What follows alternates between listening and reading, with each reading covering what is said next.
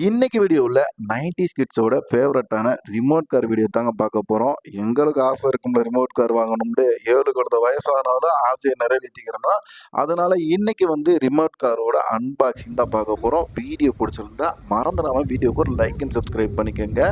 இந்த ரிமோட் காருக்கு ஒரு ரிமோட் கண்ட்ரோலும் அது கூட காரும் கொடுத்துருந்தாங்க. சார்ஜிங் பாயிண்ட்டு சி டைப்பு கொடுத்துருந்தாங்க. அது வேஸ்ட்டுங்க. அதில் நீங்கள் சார்ஜ் போட்டிங்கன்னா ஏறாது.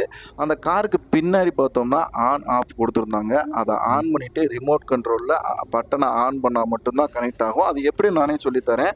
அந்த மேலே காருக்கு மேலே சார்ஜிங் பாயிண்ட்டுன்னு ஒன்று இருக்குது பார்த்தீங்களா, அந்த சார்ஜிங் பாயிண்டில் சார்ஜ் போட்டுக்கோங்க. அது பக்கத்துலேயே சார்ஜ் போட்டால் லைட் எரியதுக்கும் லைட்டும் கொடுத்துருக்காங்க. ரிமோட் கார் பார்க்குறதுக்கே பக்காவாக இருந்துச்சுங்க. பின்னாடியெல்லாம் ஒரு வீலெல்லாம் கொடுத்து பயங்கரமாக பட்டையை கிளப்பியிருந்தாங்க. இந்த ரிமோட் கண்ட்ரோல் காருக்கு 4 சாக்கப் சர்வர் கொடுத்துருக்காங்க.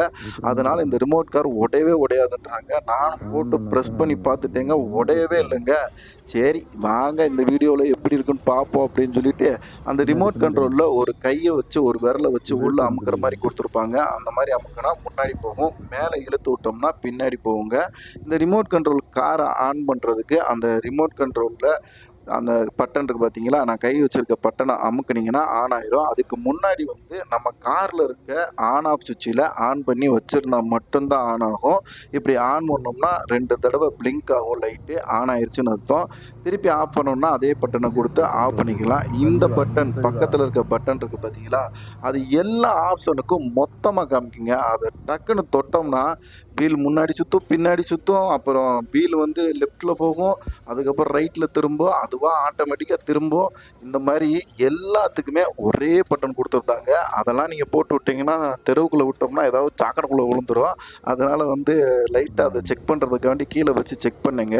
செக் பண்ணதில் ஒரு மாதிரி இருந்துச்சு, நான் எடுத்து கையில் வச்சுக்கிட்டேன். இந்த வீல் கொடுத்துருக்காங்க பார்த்தீங்களா, இதை இங்கிட்டு திருப்பினோம்னா லெஃப்ட்டு ரைட்டுன்னு திரும்பிக்கிட்டே இருக்குங்க. அதை பிடிச்சிக்கிட்டு அப்படியே ப்ரெஸ் பண்ணோம்னா போகுங்க.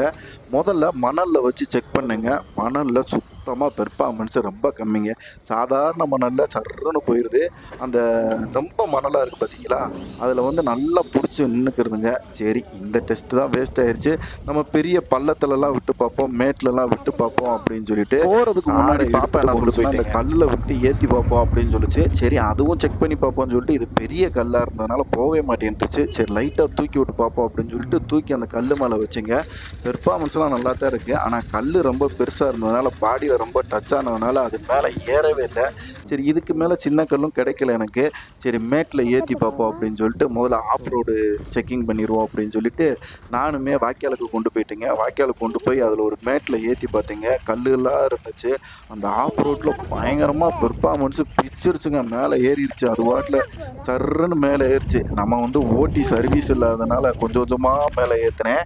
அதுக்கப்புறம் கொஞ்சம் சர்வீஸ் ஆனோடனே சர்ன்னு ஏற்றினேன். ஆனால் அந்த மணலில் மட்டும் பெர்ஃபார்மன்ஸு கம்மியாக இருந்துச்சுங்க. மணலில் பின்னாடி வீல் புதைய ஆரம்பிச்சிருச்சு. சரி எடுத்துட்டு அதுக்கப்புறம் சாதாரண மேடு, அதாவது இந்த கல்லுகள்லாம் இல்லாமல் சாதாரண மேட்டில் ஏற்றுவோம்னு சொல்லிட்டு மேட்டில் ஏற்றி பார்த்தாங்க.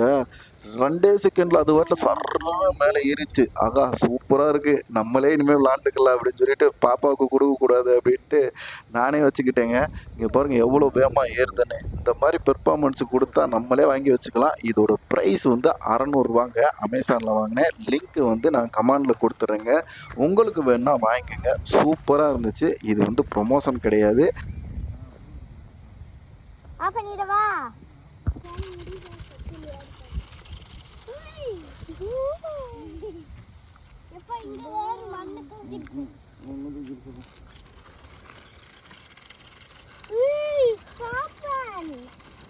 Stop it!